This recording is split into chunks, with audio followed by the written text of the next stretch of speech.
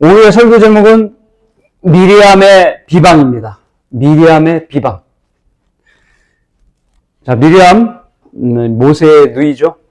이집트에서 태어나는 모든 히브리인의 사내아이는 죽이라는 파라오의 명령 아시죠, 여러분? 그 명령에 의해서 히브리인으로 태어난 모든 사내아이들은 죽임을 당해야 됐던 겁니다.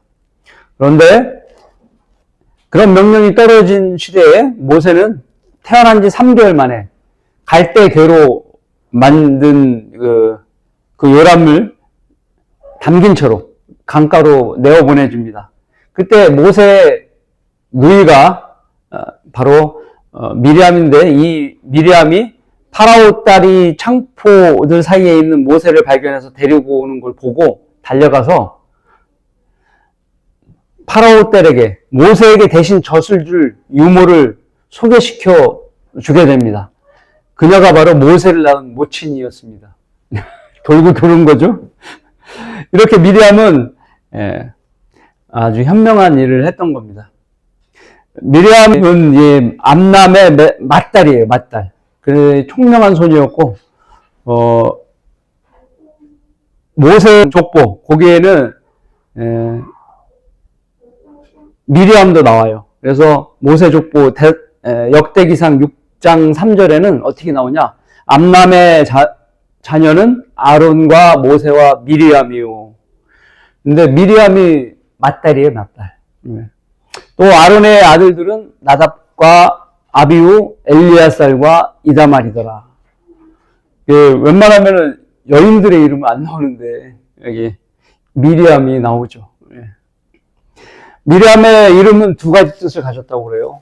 높여진이라는 뜻과 사랑받는 이라는 뜻, 그리고 또 하나는 반항, 반란, 논쟁이라는 뜻도 있다고 합니다. 본문의 시대적 배경은 언제냐? 이스라엘 백성이 이집트를 출애굽하고 난 다음에 율법을 받죠. 호렙산에서. 그리고 이동해서 파란 광야 이전에 하세롯에 머물고 있을 때 벌어진 사건이 오늘 민수기 12장 이 사건이에요. 오늘 본문은 모세의 가족 안에서 벌어진 영적 전쟁을 기반으로 한 이야기입니다. 가족 아니라고 하더라도 모세가 이스라엘의 지도자이기 때문에 이스라엘 전체에 관한 문제가 되는 것이죠. 이제부터 하나님의 종에 대한 비방은 주의해야 합니다라는 주제로 다양한 각도에서 말씀도 공부하고 또 교훈도 얻고 두 가지를 배워보는 시간을 갖겠습니다. 하나님의 종에 대한 비방을 주의해야 합니다. 첫 번째, 비방은 시기로부터 비롯됩니다. 자, 오늘 말씀 1절부터 5절까지 제가 다시 읽겠습니다. 미리암과 아론이 모세가 혼인한 이디오피아 여인으로 인하여 모세를 비방하였으니 이는 그가 이디오피아 여인과 혼인하였습니다. 그 아내가 누군가에 따라서 이렇게 비방을 하게 되는 거죠. 왜냐하면 그 율법에는 히브리인 밖에서는 결혼하면 안 되는 걸로 돼 있잖아요. 그죠? 두 번째, 그들이 말하기를 주께서 참으로 모세를 통해서만 말씀하시느냐? 우리를 통하여서도 말씀하지 아니하시느냐 하니 주께서 그것을 들으셨더라. 3절, 그런데 그 사람 모세는 매우 온유하여 지명이의 모든 사람보다 더 온유하더라. 자, 이 부분은 모세가 모세오경을 썼는데 모세를 스스로 이렇게 평가했겠어요? 아니죠. 그래서 가로를 치고 쓴 거잖아요. 여호수아가 이 부분을 기록했다. 이런 이야기를 합니다. 자, 4절. 주께서 갑자기 모세와 아론과 미리암에게 말씀하시길 너희 세 사람은 회중의 성막으로 나오라 하시니 그들 셋이 나아갔더라. 하나님께서 화를 내셔서 나오라고 그러는 거죠. 그러자 주께서 구름 기둥 속에 내려오셔서 성문문에 서시고 아론과 미리암을 부르시니 그 두 사람이 나가더라. 여기까지입니다. 자, 미리암과 아론이 모세를 비방한 내용을 두 가지로 요약할 수 있어요. 첫 번째는 이스라엘 지도자가 딴 사람도 아니고 이스라엘의 지도자가 함족이 이디오피아 여인을 아내로 얻었단 말이에요? 그게 비방거리로 잡힌 거예요. 지도자의 자격을 놓고 시비를 거는 것이죠. 아마도 미리암은 아론 너처럼 이스라엘 아내를 얻어야 하는 것이 맞지, 그것이 지도자의 자격을 갖춘 거 아니야? 라고 말을 했을 겁니다. 그죠? 이게 자기 교만이 시기를 낳는 거예요. 남을 이제 시기하게 되는 거예요. 그 사람은 나보다 다른 사람에게 높은 위치에 많은 사람이 그 사람을 지지하는 거예요. 그 사람을 떨치기 위해서 뭘 하냐? 비방을 하는 거죠.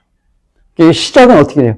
교만 다음에 시기 다음에 비방, 이렇게 되는 거예요.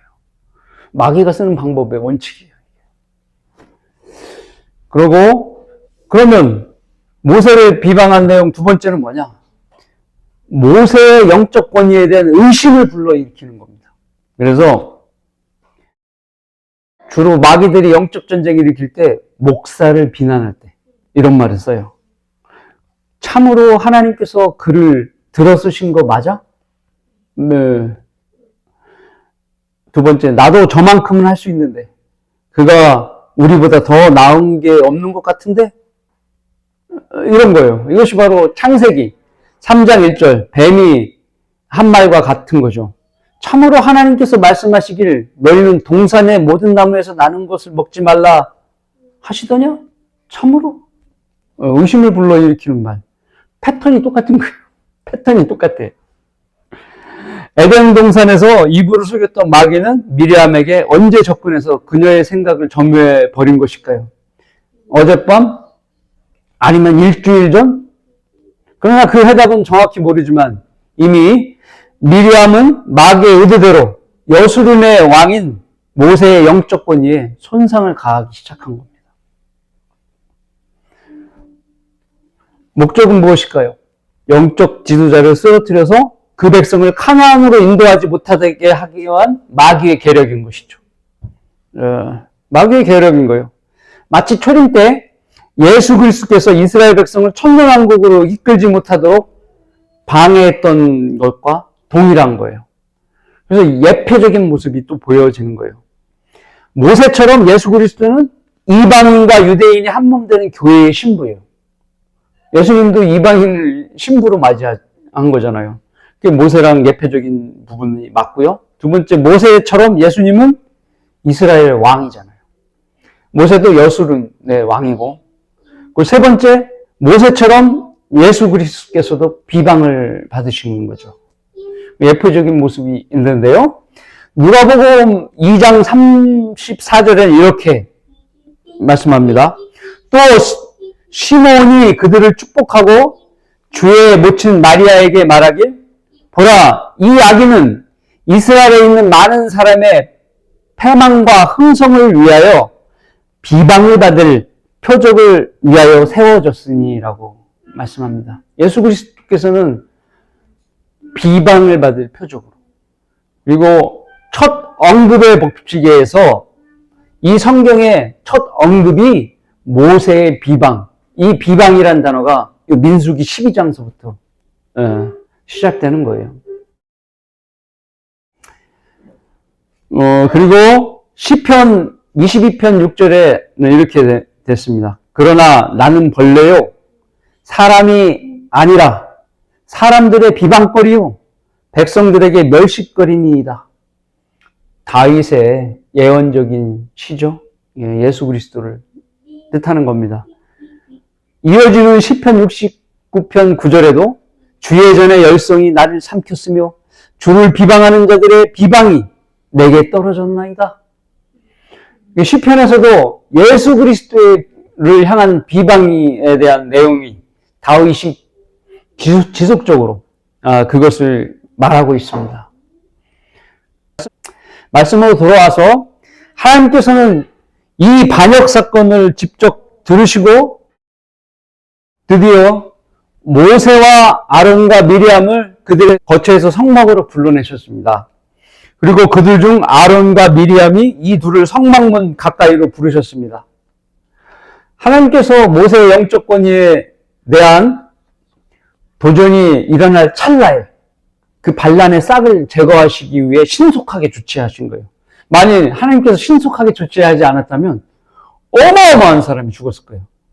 왜냐하면 모세가 거의 이스라엘 광야 백성들이 진노로 거의 죽을 수 있는 것을 중보로 많이 살렸거든요. 그런데 모세에 대한 비방에 대해서 만약에 조치하지 않았으면, 빨리 조치하지 않았으면 어마어마한 사람이 죽었을 거예요. 하나님께서는 그 비방을 들으시고 직접 나타나신 것이죠. 시편 94편 9절에 귀를 심으신 분이 듣지 아니하시겠느냐? 눈을 만드신 분이 보지 아니하시겠느냐? 바로 하나님께서는 인간은 하나님을 속일 수 있다고 생각하지만 하나님은 절대로 속으실 분이 아니신 거죠. 사람은 속일지라도 하나님을 속이지 못하는 겁니다. 아니, 하나님께서 이렇게 들으시고 미리 차단하지 않으셨다면 아까 말씀드린 대로 어마어마한 숫자의 회중이 진멸했을 거예요. 그러므로 시기는 비방을 부르고 비방은 회중을 병들게 합니다. 그래서 양떼들이 흩어지게 만드는 겁니다. 만약 성도가 교회와 목사에 대한 비방에 동조하게 되면 어떻게 될까요? 전염병처럼 마귀가 들어가는 것입니다. 이처럼 비방의 말을 풍선이라고 생각하면 돼요. 여러분, 풍선에다가 이게 헬륨가스를 넣으면 풍선이 뜨지 않습니까? 그렇죠? 그래서 순간 터지면 가스가 퍼지죠. 이거 마찬가지로 풍선 안에 마귀가 있는 거예요. 눈에 안 보이는 마귀가. 공기 보여요? 안 보이잖아요. 그죠? 그래서 비방하는 말을 내어주면 그 말이 내 귀에 말풍선이 들어와서 팡 터지는 거예요. 그럼 그 안에서 마귀가 들어가는 거예요. 영적으로 치명상을 당하는 거죠. 그래서 귀를 내어주지 말라는 이유가 그런 이유예요. 말풍선이 터지기 때문에. 잘못된 유튜브를 듣는 것도 마찬가지예요. 유튜브에서도 조심해야 되는 거예요. 자, 하나님의 조에 대한 비방을 주의해야 합니다. 두 번째, 비방의 벌로 미리암은 문둥병이 걸립니다. 문둥병이 걸립니다. 말씀은 6절부터 10절 보겠습니다. 주께서 말씀하시길 이제 내 말을 들으라. 만일 너희 가운데 선지자가 있으면 나 주가 환상 가운데서 그에게 나를 알게 할 것이요 꿈 가운데서 그에게 말할 것이니라. 나의 종 모세는 그와 같지 아니하나니 그는 나의 온 집에 신실하니라. 온 집에, 나의 온 집에 라고 얘기했는데요. 나의 온 집은 보통 사람들은 개인의 집, 개인 삶, 내 가족에 대한, 내 가정에 대한 신실함이 있죠. 그러면 가장이 신실한 가장이라고 그러죠. 여기서는 하나님의 집에, 나라는 건 하나님이시기 때문에, 그러니까 이스라엘 집에 신실하다는 겁니다. 8절. 그와는 내가 대면하여 분명히 말하고 난해한 말들로 아니하며 또 그가 주의 모습을 볼 것인데 어찌하여 너희가 내 종 모세를 비방하기를 두려워하지 않느냐 하시고 9절. 주의 노를 그들에게 바라시고 그분께서 떠나시더라. 10절. 구름이 성막에서 떠났는데 보라 미리암이 문둥병이 들어 눈같이 희더라. 무섭죠. 예. 아론이 미리암을 쳐다보니 보라 그녀가 문둥병이 들었더라. 문둥병은 지난번에 문둥병도 첫 언급의 법칙에서 나온 것은 파라오에 가기 전에 하나님께서 모세를 보내실 때 가슴에 품에 딱 넣었을 때 넣었다 꺼내니까 문둥병이 나왔잖아요. 그게 첫 언급 문둥병이 모세 그 손으로부터 시작되는 거예요. 하나님께서 나중에 말씀하시죠. 광야 백성에게 계명을 잘 지키고 하나님을 사랑하고 계명들을 잘 지키게 되면 이집트에서 갖고 왔던 그 전염병들 너희들에게는 생기지 않는다고 얘기하신 거예요. 그럼 문둥병 어디서 왔어요? 이집트에서 갖고 들어온 거예요. 예, 이집트는 세상의 F죠. 그리고 그런 겁니다. 자, 하나님께서 미리암과 아론을 불러내시고 모세가 너희들과 차이점이 무엇인지 말씀하고 계십니다. 특히나 여기서는 미리암을 콕 집어서 얘기하세요. 왜 그럼 미리암을 콕 집어서 하나님께서 그 차이점을 얘기했을까요? 그 이유는 만일 너희 가운데 선지자가 있으면이라고 하나님께서 말씀하셨기 때문에. 자, 만일 선지자가 있으면이라고 왜 말씀하셨냐? 미리암은 출애굽기 15장 20절부터 21절에 여선지자라고 성경은 기록하고 있습니다. 왜 여선지자냐? 그 말씀을 한번 제가 읽어드리면 아론의 누이 여선지자 미리암이 그녀의 손에 작은 탬버린을 드니 모든 여인들이 탬버린과 춤으로 그녀를 뒤따라 나오더라. 여기까지 몰라요, 우리가. 그냥 말로써 여선지자라는 거죠. 그 다음 절. 미리암이 그들에게 대답하기 너희는 주께 노래하라. 이는 주께서 영광스럽게 승리하셨으며 말과 그 탄 자를 바닷속에 던지셨음이라 하더라. 자, 미리암은 이렇게 성경에 20절에 여선지자라고 얘기했기 때문에 여선지자는 맞고, 여선지자는 처음 나온 구절이에요, 여기서. 예. 그래서 남자 선지자도 있고 여자 선지자 있는데 여자 선지자는 성경에서 여러 명 있어요. 그 중에 미리암이 첫 번째 나온 여자 선지자입니다. 그리고 미리암이 선지자를 말의 증거는 무엇이냐? 21절에 때문에 그래요. 그것은 예언의 구절이었어요. 아니, 출애굽할 때 그 파라오와 군대가 그 바닷속에 홍해에 들어간 것을 얘기하는데 그게 어떻게 예언입니까? 선지자 예언입니까? 이렇게 생각하시겠죠. 그러나 우리의 중요한 키포인트는 무엇이냐? 말과 그 탄자가 바닷속에 던져지는 거예요. 그것이 문제예요. 왜냐? 출애굽 때는 병거들과 그 기병들이 바닷속에 들어갔다고 얘기했어요. 그런데 미리암은 말과 그 탄자를 얘기한 거예요. 이것은 무엇이냐? 바로 계시록 6장 1절과 2절에 나오는 적그리스도를 얘기하는 거예요. 네알란 때. 선지자 미리암은 주님의 재림을 예언했던 거예요. 그렇기 때문에 적그리스도가 던져지는 것, 그것을 예언한 겁니다. 그렇기 때문에 여선지자, 하나님께서 너희에게 여선지자가 있으면 이라고 말씀하시고 미리암을 콕 찍어서 얘기한 선지자가 있으면 이라는 것이. 자, 이제 본문으로 들어와서 그러면 여선지자 미리암과 내종 모세와의 차이점은 무엇인가? 하나님께서 선지자가 있으면 그 선지자와 내종 차이점을 얘기해 주는 거예요. 왜? 비방했기 때문에. 너하고 모세하고는 틀려. 이것을 얘기해 주시는 거예요. 자, 미리암과 같은 선지자. 미리암은 어떠냐? 나 주가 환상 가운데 그에게 나를 알게 할 것이요 꿈 가운데 그에게 말할 것이니라 말씀하신 대로 일반 선지자들은 그때 당시 꿈과 환상으로 알려주셨던 겁니다.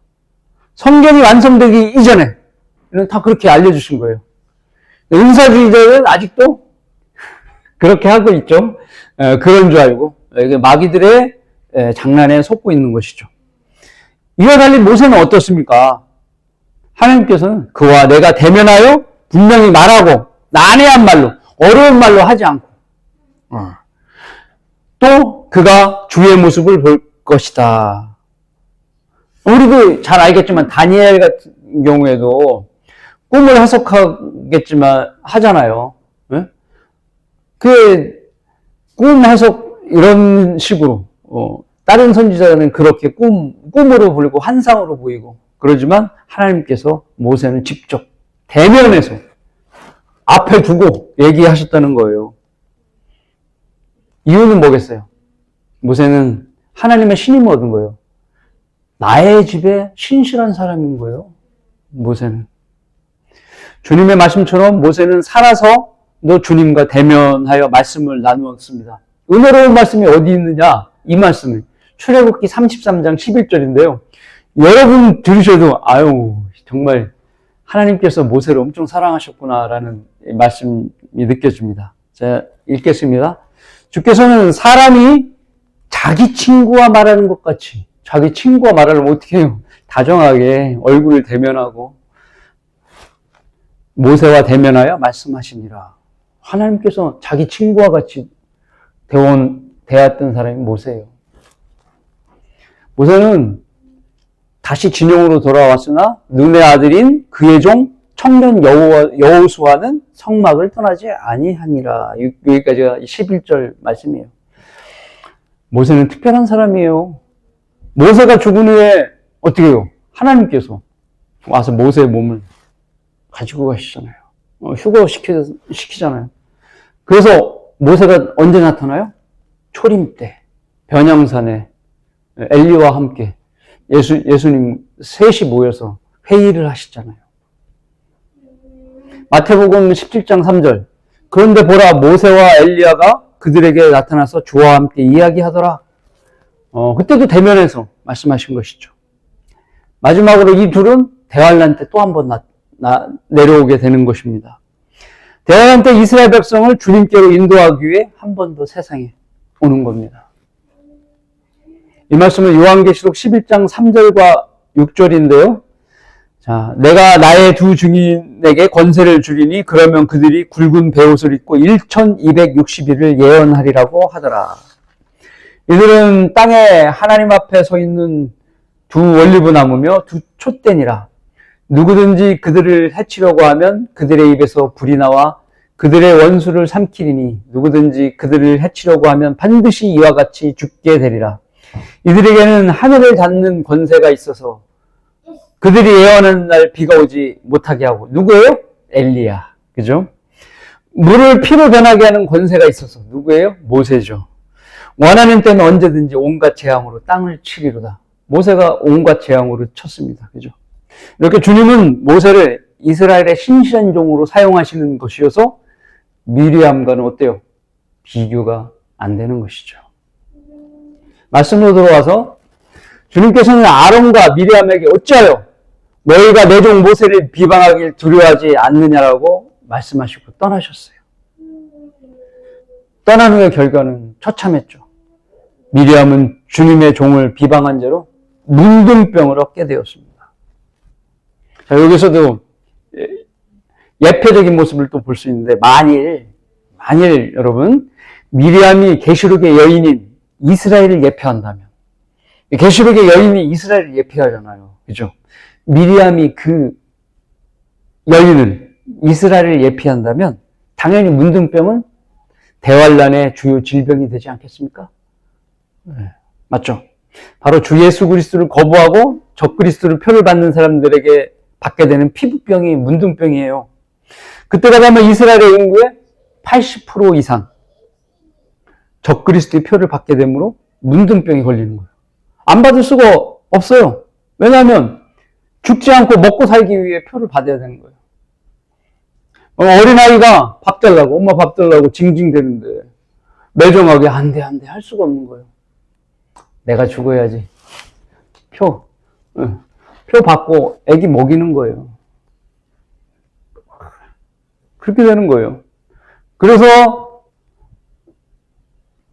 아기가 없는 사람이 행복한, 오히려 득이 되는 시대죠. 계시록 16장 2절입니다. 그러므로 첫째가 가서 자기 호리병의 음을 땅에 쏟으니 그의 짐승의 표를 가진 자들과 그의 형상에 경배한 자들의 악취가 나는 심한 혼대가 생기더라. 혼대가 문둥병이죠. 문둥병이 생기더라. 이런 것들이 바로 우리가 복음을 전할 때 거절하고 비방하여 예수 그리스도를 반기를 듣는 자들. 어제도 반기 많이 들었죠? 방이 있죠? 자기 목구멍 치닥거리 하려고 이제 적그리스도 표를 안 받으면 안 되니까 그 잘난 자존심. 어제 그렇게 자존심 부렸던 사람들. 그래서 자존심 다 버리고 표 받는 거예요. 적그리스도, 내 밥 때문에 적그리스도 숭배하게 되는 거예요. 살아남는 사람 별로 없어요. 구원받는 사람 별로 없는 거예요. 결국 하나님의 하나님을 진노케 하셔서 그들이 거절했던 자들이 문둥병 걸리는 겁니다. 근데 그들이 그렇게 문둥병 걸리고 태도가 어떤지 아세요? 계시록에서는 그 모습을 잘 나타내고 있어요. 16장 11절, 자신들의 고통과 헌대로 인하여 표 받고 나서 문둥병 생겼는데 그 고통 때문에 하늘에 계신 하나님께 사죄했나요? 아니요. 하나님을 모독하되 자기들의 행위는 회개치 아니하더라라고 얘기했어. 이건 사람들의 모습이에요. 이들은 교회 시대의 복음을 거절하고 대환란 때 적그리스도를 숭배한 것은 전혀 반성하지 않는다는 거예요. 반성 안 해요. 지옥에 떨어진 사람들도 반성 안 해요. 원망만과 하나님 계속 원망만 하는 거예요. 이게 악인의 한계예요. 하나님 아시기 때문에 영원히 그들을 지옥불에 타게 만드는 거예요. 그러면 우리 좀 배워보는 시간인데요. 문둥병은 왜 반역, 거역의 표시인가요? 왜? 첫 번째, 문둥병에 대한 내용과 조치들이 레위기 13장에 있어요. 13은 반역의 숫자죠. 네. 근데 레위기에 병에 대한 내용과 병의 치료와 이 관리에 대한 부분이 나오는 것이 레위기잖아요. 근데 그 중에 13절은 반역의 숫자. 네. 잖아요. 그래서 거기에 다뤄지고 있다는 것입니다. 문둥병이. 그리고 미리암의 아까 이름의 뜻 보셨죠? 아까 사랑하는 자 높은 뭐 그런 것은 이름을 지어줄 수 있어요.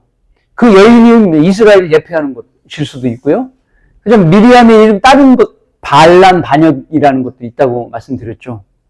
이게 말하라는 뜻, 거기에서 만약에 어원이 셌다면 뜻이 반항, 반란이라는 거예요. 왜냐하면 히브리어는 모음이 없기 때문에 두 글자에 어디서 왔는지에 따라서 하나는 높여진 아름다움, 하나는 반란, 반역, 이렇게 두 뜻이 있을 수 있다는 얘기예요.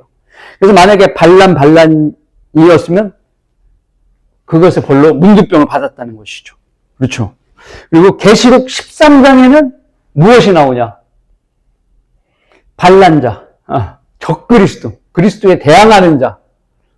그렇기 때문에 13에 바로 적그리스도 표를 받는 게 나와요. 그 표를 받으면 어떻게 돼요? 문둥병이 걸려요. 그렇게 해서 문둥병은 반역과 거역을 표시하는 거예요. 성경 아니면 알 수가 없어요. 이런 진리를. 앞으로 미래에 이러한 질병들까지 다 성경은 다 예언적으로 말씀하고 계시고 또 왜 그 문둥병이 생겼는지 말씀하시는 겁니다. 그래서 문둥병은 반역자들에게 주어지는 병입니다. 자, 이제 하나님의 종에 대한 비방은 주의해야 합니다. 세 번째, 비방의 벌에는 완전한 면제가 없습니다. 완전 면제가 없어요. 그 벌에는. 11절부터 16절 말씀입니다. 아론이 모세에게 말하기에 내 주여, 우리가 어리석은 짓을 하였고 우리가 죄를 지었으나 내가 당신에게 간구하오니 우리에게 그 죄를 지우지 마소서. 12절. 이제 아론이 누이가 이제 문둥병 걸리니까 모세에게 내 주요 하면서 간청을 한 거죠. 12절. 그녀로 자기 어미 태에서 나올 때 그 살이 반쯤 소멸되어 버린 죽은 자 같이 되게 마소서 하니. 13절. 모세가 주께 부르짖어 말하기, 오 하나님이여, 내가 주께 간구하오니 지금 그녀를 낫게 하여 주소서 하니라. 중보기도 하고 있는 거죠. 14절. 주께서 모세에게 말씀하시기, 그녀의 아비가 그녀의 얼굴에 침을 뱉을지라도 그녀가 7일 동안은 부끄러워하지 아니하겠느냐? 부끄러워할 시간이 필요하다. 라는 얘기예요. 그녀를 진영 밖에 7일 동안 가두어 두었다. 그 후에 그녀를 다시 받아들일지니라 하시니라. 레위기에서도 7일 동안 이렇게 가두죠. 15절. 미리암이 진영 밖에 7일 동안 갇혔고 미리암을 다시 데려올 때까지 백성은 이동하지 아니하다가 16절. 그 후에 백성이 하세롯에서 떠나 파란 광야에서 진을 쳤더라. 여기까지입니다. 함께 있던 아론은 심한 문둥병자의 모습을 적나라하게 표현하고 있어요. 왜냐하면 제사장이기 때문에요. 문둥병 치료에 자기가 관여하는 입장이거든요. 대제사장이. 그녀로 자기 어미 태에서 나올 때 그 살이 반쯤 소멸되어 버린 죽은 자 같이 되게 마소서라고 이야기합니다. 문둥병을 우리는 한센병이라고 하고 나병이라고 합니다. 나병은 정신적인 스트레스도 줍니다. 왜냐하면 자기 용모가 다 살이 뭉그러지고 코 모양도 코 모양이 아니고 귀도 하나 떨어져 나가고 막 썩어가니까요. 그러니까 얼굴을 가려요. 막 이렇게 붕대로 감거나 수치스러우니까 부끄러우니까 사람들 앞에 나서지 못하는 거예요. 그러니까 소록도 같은 데에다가 사람들 돌아다니지 못하도록 이렇게 모아놓고 거기서 치료를 하고 그랬었던 거예요.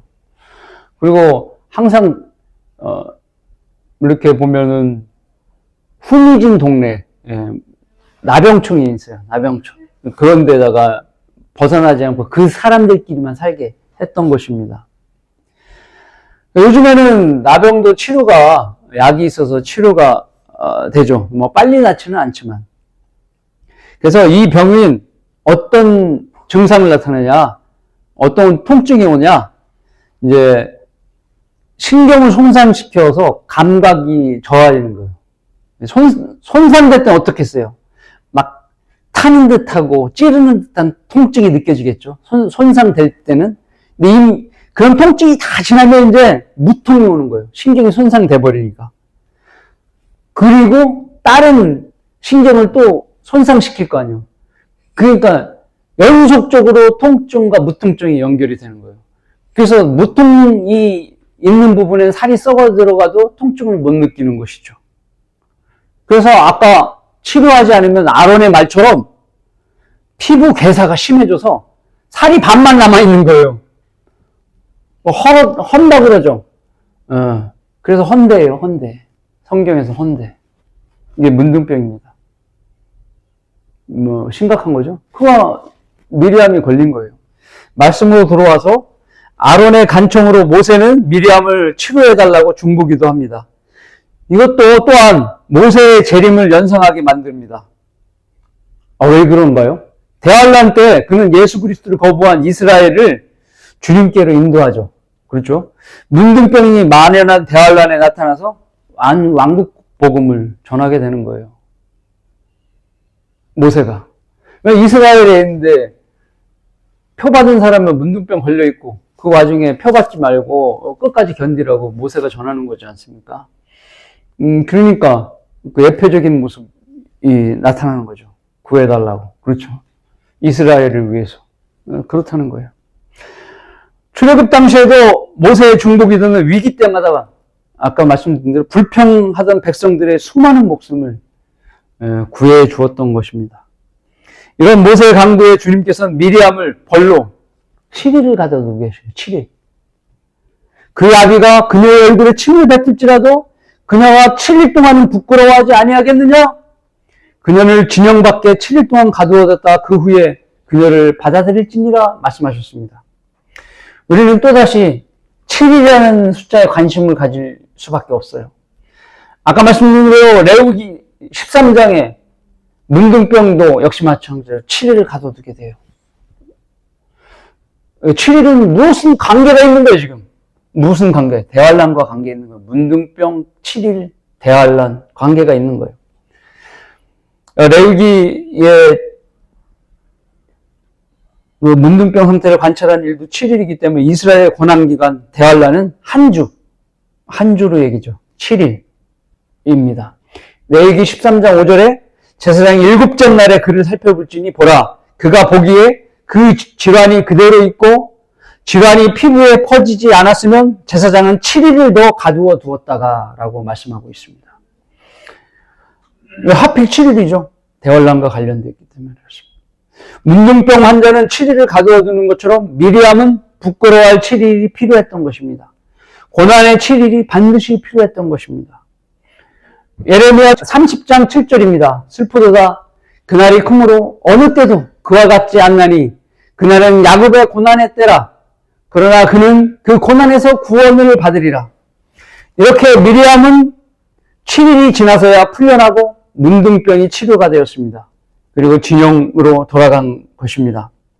신명기 24장 8절과 9절에는 문둥병을 주의하여 라고 하면서 미리암에게 행하신 일을 기억하라라고 말씀하고 계십니다.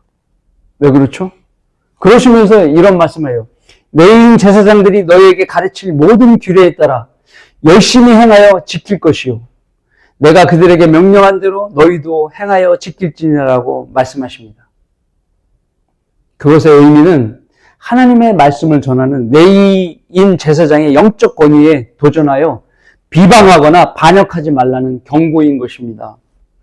우리는 하나님의 말씀에 따라서 나이가 어리든 나이가 많든 키가 크든 왜소하든 얼굴이 잘생겼든 아니면 부실하든 여러 가지 기타 사항으로 하나님의 종들을 비방하는 일들은 누구를 불쾌하게 해요?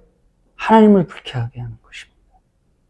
목사가 성경대로 하지 않거나 배교를 하지 않는 이상 하나님께서 부여해 주신 영적 권위는 지켜져야 합니다. 또 지켜줄 수밖에 없습니다. 못났거나 잘났거나 그를 주님께서 쓰기로 정하셨기 때문입니다. 결론입니다. 결론을 맺습니다.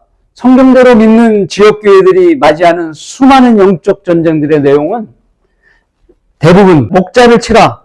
그리하면 양들이 흩어질 것이라. 목사, 교사를 치는 것입니다. 복싱 선수가 상대를 이기기 위해 결전의 날이 오기 전에 준비하는 것은 무엇입니까? 상대편의 약점을 공부하는 것입니다. 약점은 상대를 효과적으로 공략하기 위한 도구가 되는 것입니다. 목사와 교사의 약점은 무언가를 찾는 것. 이것은 하나님께서 이처럼 우리를 사랑하셨으니 우리도 서로 사랑하는 것이 마땅하도다라는 말씀에 합당치 않는 행위입니다. 마치 여러분 아프리카에 썩은 고기를 찾아다니는 하이에나 아시죠? 이것처럼 하이에나를 조정하는 것은 마귀의 영인 것입니다. 누가 마귀의 종으로 전락시켰겠습니까? 그 전락당한 사람은 불쌍한 사람이에요.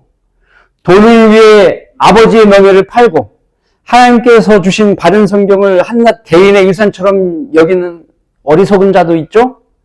그리고 오직 자기만의 돈과 인기를 위해 또 영적 전쟁을 일으키고 배교하는 자들이 있었습니다. 그리고 수많은 불쌍한 사람들이 있습니다.